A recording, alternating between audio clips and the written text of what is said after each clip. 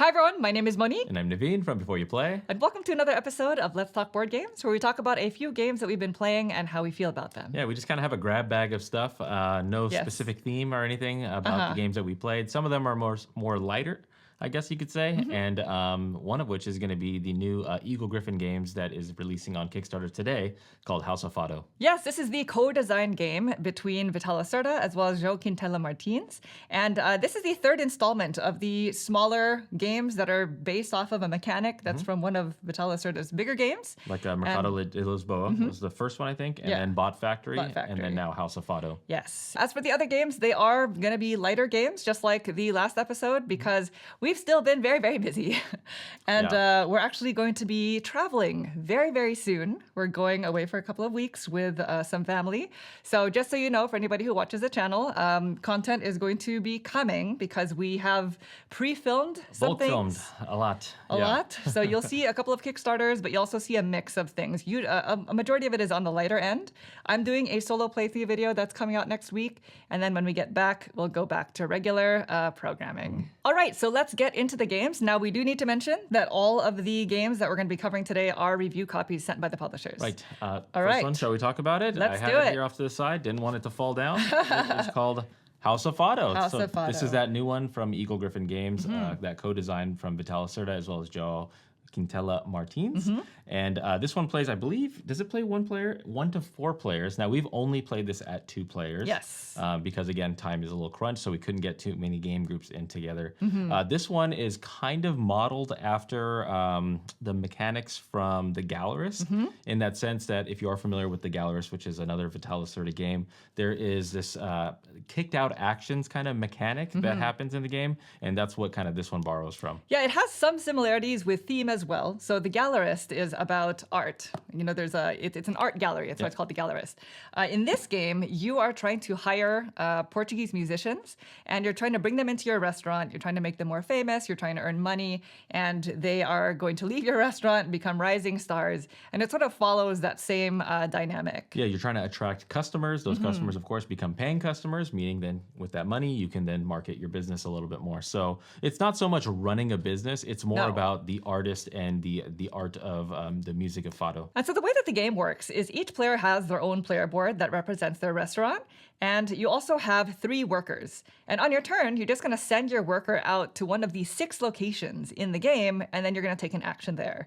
These locations are going to be things such as hiring one of the 3 types of musicians. I believe you have a classical guitarist, a singer, and another type of guitarist, which I'm sort of blanking on. Maybe like the Portuguese style. I think, yeah. When you hire the musicians, they're going to go into your restaurant, so you can only have one of each type. And at the start of the game, each musician will start at basically a reputation or a fame of 1. And the game uses dice to represent the different fame values. Yeah, so as you progress them, you're just going to take the die pip value from 1 to 2, 2 to 3, all the way up to 6, which is the most famous that they can get. Some of the other locations, such as the street, allow you to invite customers or a critic into your restaurant, because you also have tables on your restaurant board. And at various times throughout the game, one of the other locations is your restaurant. So you can assign a worker there in order to close it. And when you do, these customers are going to pay you money. They're going to pony up. And they'll also make the musicians more famous because they'll applaud them. That's right. And customers are denoted by different colors. So depending on the color is the type of musician that they are more accustomed to liking. So at the end of when they settle their bill, you can basically do a standing ovation where you stand them up and then they applaud. And depending on how many applaud is how these musicians actually level up and gain more reputation. And the critic, by the way, will not pay for their food. And they also won't applaud your musicians, which I don't know why. If They you're a just have critic a pen and a pad out there, do you applaud musicians? Because you should. Yeah, so they also want to sit alone. They don't want anybody at their table. That's meaning, right. Your table has a certain capacity. At the start of the game, you only have 2 tables. Each table, the first one can hold 2 people, 2 customers, or 1 critic. and then the next table is up to 3 people. Over the course of the game, you can open up a third table, which allows for more customers to come in, more money, more applause, more fame for your musicians. Right. The critic, however, if you do put that one critic into your restaurant, will only sit alone. They are kind of a grump. But what the critic does do is they give you reputation, your restaurant. And just like the gallerist, there is a reputation track at the bottom of your player board, but it is represented by cubes. And the more reputable your restaurant is, the cheaper it is for you to invite a critic in the future, and the more money the customers will pay for their food. So that reputation bar is quite important. It is, yeah. There's also a star way of scoring. There are stars that you can earn, and the more stars you're able to acquire, the more points you'll earn at the end of the game. And one of the ways in which you can earn a star is by being the first to completely empty your reputation track. So that is something you're going to be focusing on throughout the game as well. Yeah, stars are actually the end game trigger as well Yes, of the that's game. true. So after a certain amount of stars have been achieved, then that'll trigger the end game kind of scenario, and then you go into final scoring. And you'll also be writing fados, which I believe are also a style of Portuguese music. And you're quite literally taking these musical notation tokens and you're collecting them as like a set collection of sorts, and you're turning them in for these pieces of music that'll also score you points. Yeah, you can get those music notations when you hire these different musicians. Also, one of the areas, if you get a kicked out action, you can get kind of a wild music token. And then also you can just go to a certain space and then get that music notation. So you're basically set collecting so you can score at the end of the game, and it's also one of the ways to get stars as well. And that is essentially it. I may have misspoken about how many locations there are, but that is the basic concept of the game. You know, there are some other aspects to it, like as soon as a musician reaches Fame 6, which is the highest amount, then that automatically earns you a star if you're the first person to do it for that specific musician type. But that is the basic premise of the game. And so over the course of the game, it's just going to be going around and around and around, just like the gallerist. People putting out their workers, kicking people out. You take a kicked out action, and then you have to move your worker to a different location when it's back to your turn. There are some strict rules, though, about where you can move your workers. You can only move your worker to a spot where you don't already have a worker in one of the kicked out action spaces. Yeah, you can't kick yourself out. Right. And if you're moving one of your kicked out workers, you can't return back to that same spot, Right. if that makes sense. So you always have to be constantly moving around. And that's essentially it. That is House of Fado in a nutshell. So what are your thoughts, Naveen? Yeah, so concept and theme-wise, again, Vital Lacerda does a lot of thematic Euro-style games. So this one makes a lot of sense. You are running your restaurant, obviously. You're trying to get talented musicians in so that customers will come in, spend their hard-earned cash, and then you want them to be satisfied with it so that you gain more reputation and your business is thriving, and also these musicians are thriving. So very, very simple. The way you taught it was pretty quick to me because Monique read the rulebook. I have not read the rulebook at all. And because of board game kind of lingo and our familiarity with these style of games, we were up and running in about 10, 15 minutes. So that was pretty refreshing for a Euro style game like this. Very, very simple concept. I do enjoy it. I think at the 2-player count, the kicked out actions are not as dynamic as I would imagine at a 3 or 4-player game because the board, at least for this prototype version, is the same no matter the player count. Now, I will say it is not that simple. I think we just feel like it is because we're sort of comparing it to some of the heavier designs. Between the 3, Mercado de Lisboa, Bot Factory, and this one, I do think this is the heaviest one. Oh, really? This is more in the medium weight. Which one do you think is the heaviest? Maybe Bot Factory? Really? Maybe. Oh, I don't know. Yeah. I don't know now. Yeah. I feel like this one has more rules to it. I mean, it's not heavy. I think it's still in that medium weight. Mercado de Lisboa also has like that spatial stuff that you have to really think about. But it's not heavy in rule set. That's more of Yeah. like the spatial brain aspect. Okay, yeah. This one, there is a path. You definitely know what you need to do. You need to. There are several things that you need to do, and you can constantly be working on them.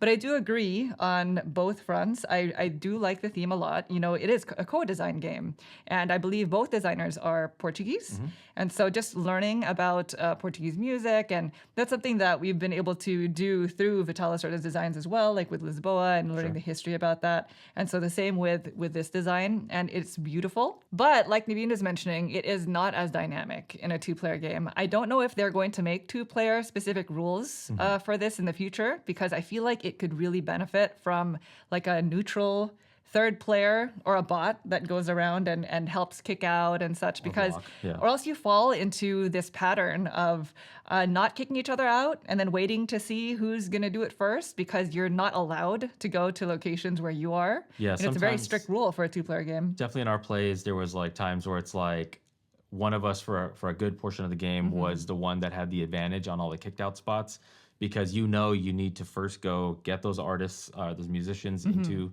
the restaurant, and then you want to get those customers. So if you can position yourself and make it so that you're the one getting kicked out and your opponent's doing the kicking out, then you're getting those passive benefits early. Eventually, the tide turns because you have to eventually move your workers. But definitely at the beginning part of the game, I was that person that was the one the kicker, and Monique was the kicky, and I was feeling that like The frustration. of like I know that I really want to go to this spot, but you're clearly in the better spots right now. So how am I going to turn the tides eventually? Also, the locations that have, when you do the kicked out actions, the actual kick out actions some of them are just better versions of the others. Like one kick out action might be like, Get a musical money. note and money. Yeah. The other one is just a musical note, or the other one is just money. So Exactly. yeah. So, in higher player counts, if one person is sitting on the best kicked out spot, then the other player is going to go to the second best. But in a 2-player game, because it's just the two of us, you're basically always going to go to that best spot. You're always getting the best thing. Yeah. Yeah, so that portion of the game is not quite there. Also, the exchanging of the musicians with the display, like your musicians don't stay in your restaurant forever. They will leave, or you have the opportunity to send them back out into the world. And in higher player counts, that is a bit more dynamic as well, because you also rehire them into your restaurant at opportune times. So anyway, I think it's a neat design. As the rules are currently, I'm not too big on the 2-player game. I feel like it's definitely like a 3 or 4-player game. Yeah, and that's the same way I feel for the Gallerist also. Because I like the Gallerist set I like too. the Gallerist set too, but I think it's a much better game at 3 players, 3 and 4 players, because of there's only so many worker placement spots, and so as people start moving around, it gets more dynamic. I know we keep saying that same word, but it's really true. Like you're in all the good spots in a 2-player game. That is what it is. But versus like, okay, now you have to manage. Okay, you're going there. I'm going to this spot. The third player is going to the other one. Who's going to play chicken? Who's going to kick each other out? Versus just me versus you. Right. So that's essentially it. Between the 3 games in this series so far, I think Bot Factory is still my favorite. This one might be in the middle. I'm not quite sure yet. Yeah, I think so. Probably Bot Factory number 1, then this one, and then Mercado de Lisboa. Mercado de Lisboa, I like it, but it's still just a little bit tedious. And then the headspace for me, it kind of gets a little bit too abstract. But Bot Factory is the one that keeps really true to that Kanban kind of style of game, and a very boiled down version of it. So that one I really, really enjoy. But yes, this one would probably come second in that line of 3. And again, this game is currently on Kickstarter. So if that interested you at all, then you can go ahead and check it out. And that is House of Fado. Yep. All right, moving on to the next game, we have a 1 versus many, a 2 to 8 player game from All Play. Yeah. And this is a game called Fiction, designed by Peter C. Hayward.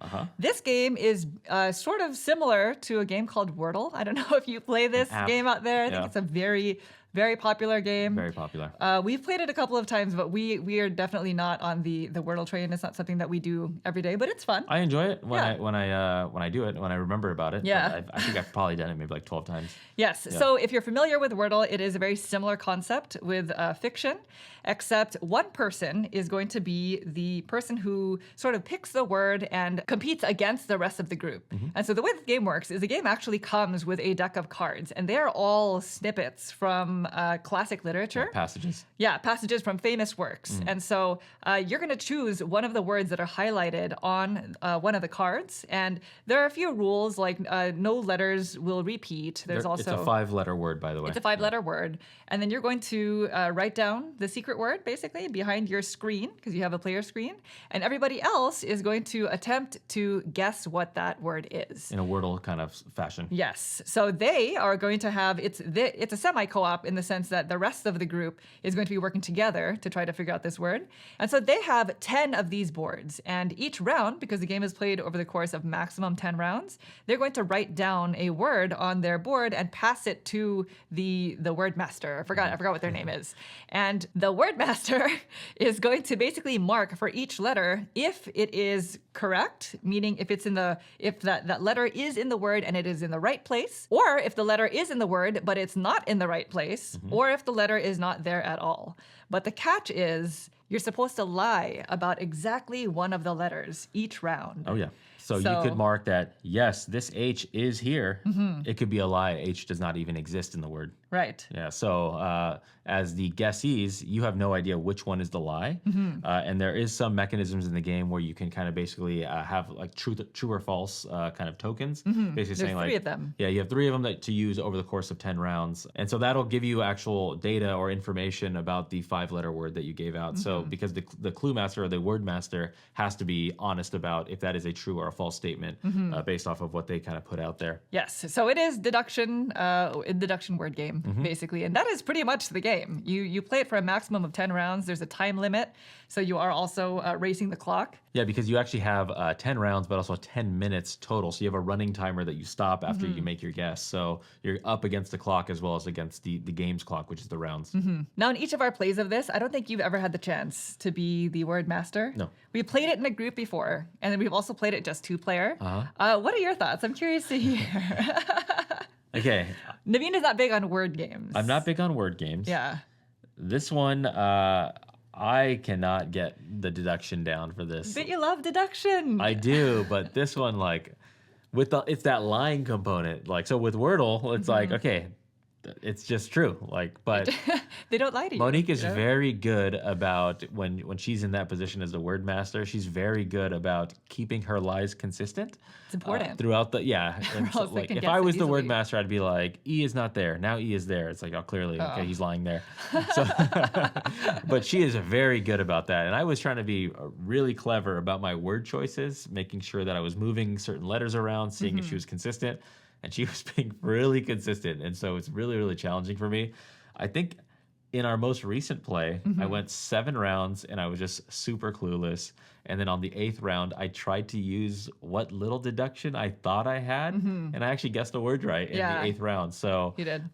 Maybe I know more than I do, but I still cannot Yeah. wrap my head around Confidence. the deduction in this game. It is so hard for me. There are also harder words that you can choose that are highlighted in like a different color. So if you want to just step it up a little bit, you can do that. But in general, I think that the system works really well. I really, really liked it. I actually like it best at a 2-player game. I know you think 3 might be best. Probably 3 because I need that, like, hey, other person. Yeah, at What do you think? At higher You know? player counts, it seems easier. You know, we played the first Yeah. time we played this, we played it at 4. 4, yeah. So it was 3 versus 1, and we guessed the word like in round You say 3 we. or It something. was Monique just dominated the airspace. But of that's this one. that's the thing. I think if people who are really drawn to word games, you know, they're the ones who are going to Yeah. want to play this. Yes, They're totally. probably going to be very good at a I game was- like this. I was just coming up So- with like, what about this word? But you Yeah. were actually using those words and figuring out, no, like this Where's is the lie? where's the lie? This is the proper thing. And I think we won in like 4 rounds or Something like that. Yeah. You have a sheet also that has all the letters, so you can mark them off, you know, as you go. But so it is very important to take notes and keep going back. But in general, I think that it is a really nice design. You know, you don't have to go off of the words that are on the card deck. That's what's cool about it. It's just a system. So, but anyway, that is fiction. I would love to hear your thoughts if you've played this one before. Yep. But there you go. Right.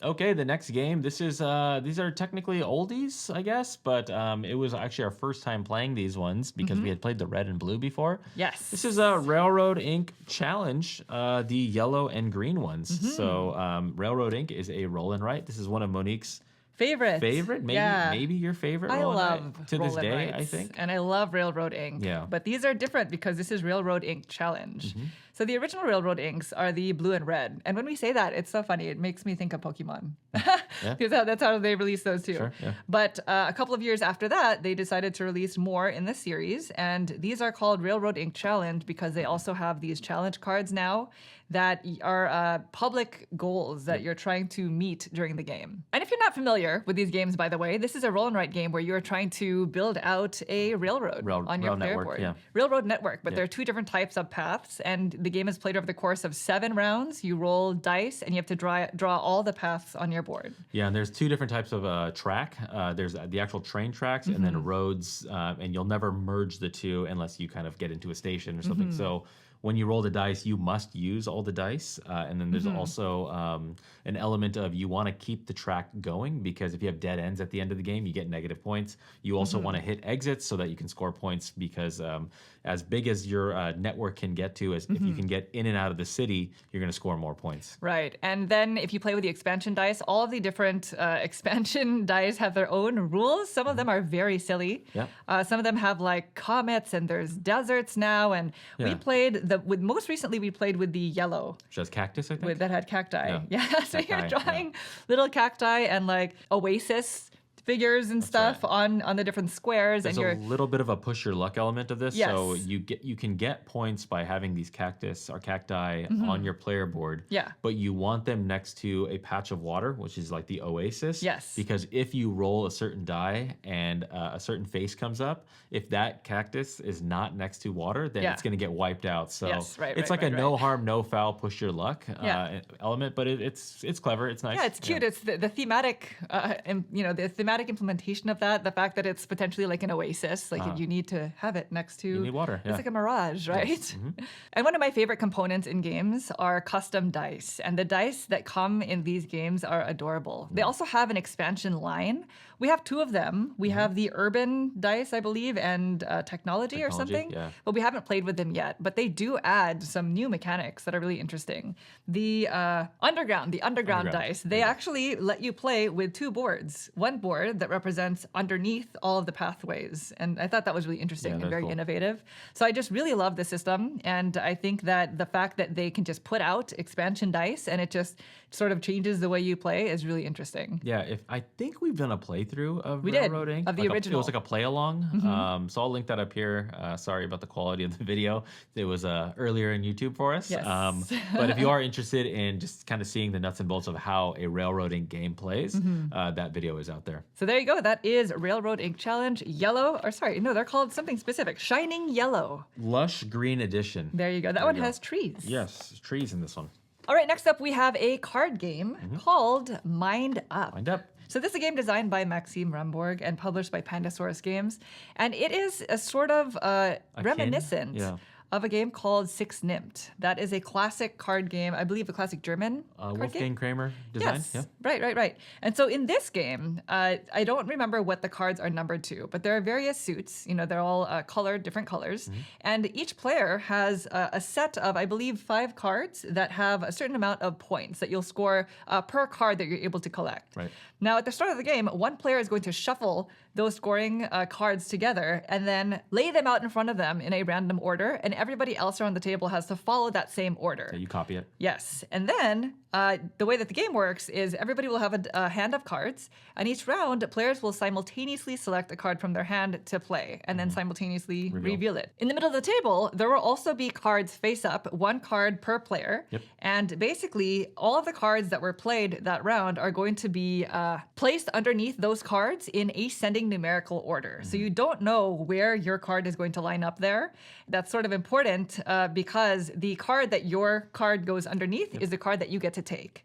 And whenever you take a card, you're going to put it into your tableau. The first card that you take is going to go underneath the first scoring card. So if it's like each card is worth 2 points, then that card is now worth 2 points. But the thing is, in the future, each scoring column can only house 1 color. Right. So if I took a purple card and next round I take an orange card, that orange card now is going to go to the next one. second Yeah. scoring card. So it becomes more and more important for you to really try to win certain colors of cards because you're trying to get them into your highest scoring columns. Yeah, because what the player did at the beginning, what we described and what you laid out, it's maybe the first card might be every card in that column is worth 2. Then the next one is every card in that column is worth 5. So you're like, wow, that next color, I really want to get a bunch of that next color because it's a 5x multiplier versus my other ones are a 1 or 2x multiplier. Right. So trying to figure out like, okay, this card is kind of high value. but I don't wanna go last. So Right. maybe I want to get, this card that's specific. I really want that red card that's kind of dead center. So what card do I play so that I can give myself the best chance to make sure I get the exact card that I want on display? It's clever. It's a really simple game. Yeah, And it is clever. yeah, and I like card games, so this one's a keeper for me. And you, Yeah. wow. I like this one. Yeah. Just Jump put right it to out it. there. I like this one. You Yeah. play out all your cards except for one, and then in between rounds, because I believe you play 3 rounds, you actually don't draw up a new hand of cards. No. You take all the cards in your score pile, and they become your new hand for the next round. I don't know how much of that is strategy. I don't Yeah, think you're thinking round one is. I think it just saves you the time of, hey, shuffle it up, pass it out I again. do wonder why Yeah. that design choice was made. Yeah. That is still something that I didn't quite understand. I still don't see but it being like it is a I'm playing the rule. long game. The cards I took in round one are going to be what Yeah. I really are going to use in round two. Maybe I if don't you think so. know why that is, Yeah. you can let us know. I think but it's so you don't have to shuffle. that is mind up. Yeah. That's truly, that's pretty much it. It's a card game, but Yeah. I found it to be quite interesting. I think it's Yeah. an interesting and clean design as well. It doesn't replace Six Nimmt for me. That's a game that I really, really have enjoyed in the past. Oh, yeah, yeah. It brings up a lot of laughs and stuff. This one is not quite the same. This one is a bit more strategic, because you're trying to score points. I think Six Nimmt is also strategic. Like you're trying to play the Ooh. odds, and like you're like, well, I know some That's people say a it's debatable not. Yeah, I know. statement. But you're in a 5-player game. You're like, Yeah. well, okay, every other card is probably in the hand. Mm-hmm, So like, okay, so this gap of 5 is, I'm getting a little extreme here. So, Yeah. but in this particular game, I personally like any.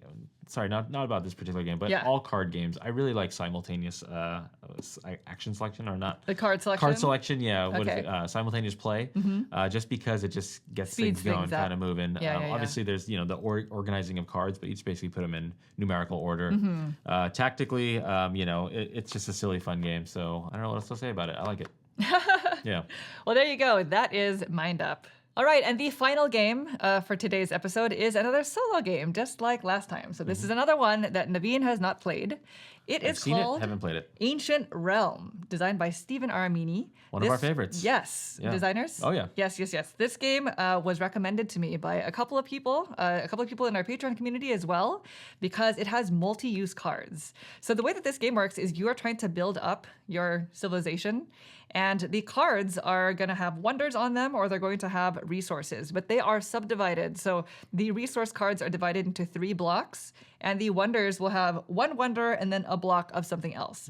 And in each block, you'll either have like a mine that you can gain that gains you money, or you'll have one of the 3 resources, which is wheat, stone, and I'm blanking on the 3rd resource. I'm going to think guess water? it's brick. I have no idea. Wood? I think it's wood. I have no idea. I'm just making It's not it up. brick. I think Yeah, it's wood. Okay. And you'll also see citizens such as the king or the queen or the bishop. And you're basically trying to gain resources so that you can build the wonders, because the wonders are what score you points. And so the way that the game works is each round you're going to choose one of the cards from the display, and you're going to place it into your civilization. The first card starts your civilization, and then from the second card onwards, you can either place it to the left or the right. Okay. You can only place a wonder if you can actually build it, so you have to have the resources for that. But the thing that is neat about this game is you can also take a card and place it above a card that covering up 1 or more blocks. And the blocks don't all have to be just on one card. They can be across several cards. And every time you cover up a block, that is when you get to activate the effect of the block. So what you covered up is what you get to activate? Yes, Okay. exactly. So if you put a mine into your civilization, it doesn't do anything for you until you cover it with a different card. So you're setting it up for the future. Yes. Okay. I got So that because you're going to run out of resources, and that is one of the main ways in which you can get more. Now I know there is a little bit of a debate about how you can sort of game the game by just never covering cards. Just play the game the way that it's intended. Cover the cards, try to score your highest points, and you'll kind of see sort of how it works. I found the game to be quite interesting and very hard. The first time I played it, I was very, very frozen with indecision. The different wonders have different scoring criteria, so you never really know what to go for, but it's also depends on which cards come out into the display. But the more I played it, the more I kind of saw like, okay, so that's kind of what I want to do. You want to focus on certain things if you have built certain wonders. So all of that is in this little pouch, huh? Yes, this is a Button Shy game. Yeah. It's the other thing that I forgot to mention. You know, Button Shy Wow. is a publisher that makes all these wallet games that I believe are all 18 cards. cards from what I remember. And this one happens to have an expansion in it. Ah, okay. So this is different. You know, Button Shy games run the gamut in terms of complexity and style of games. Mm-hmm. You know, you can have just very, very simple ones, or you can have some that are like this, which are on the thinkier end. And this one, it definitely felt a little bit more complex you than some of the enjoyed other this one? ones. I did enjoy it. Yeah, I do think it's tough. If you try to really play it by doing the covering, it's tough to score high, to intend to, I guess. Is there like But- a in the rules, like depending on your score, it tells you what kind Yes. of a oh, It yeah? does. That's What- how I know. What did you most That's recently why. get? I don't remember. Okay. Was it good or bad? No, it was good. The Okay. most recent score was the second to highest Oh, tier, that's pretty good. but the first time was not. How many So- tiers are there? Like 3? I think there's 4. Okay. I don't remember. But anyway, I would be very Nice. curious to hear your thoughts if you played Ancient Realms before. Thank you to everybody who recommended it. Yep. And the art is very, very beautiful. Very nice, That yeah. is a nice thing about it. Mm-hmm. So there you go. That is the solo game Ancient Realms. All right, well, there you go. Those are some of the games that we have been playing recently. If you are interested in that House of Fado game that is currently on Kickstarter, we have left a link down below. If any of the things that we talked about interest you, you can always check out the game there for more information. We will be back to our regularly scheduled kind of videos when we come back from our Yes. family trip. Yeah. So we do want to, I know we announced the Vladimir Suhi series, so that will be starting Yes. in the coming weeks. Very soon. Soon. We have acquired all the games, and now it's about learning them and then filming them. And so getting the train started. getting the train right? going, yes. It starts with the first video, so we'll be doing that soon, probably in the coming weeks. And as per usual, let us know what you have been playing. We're always interested in seeing those comments. And thank you all so much for watching the video. We hope you enjoyed it. If you'd like to see more videos like this in the future, please consider subscribing. Thank you. Thanks. Bye.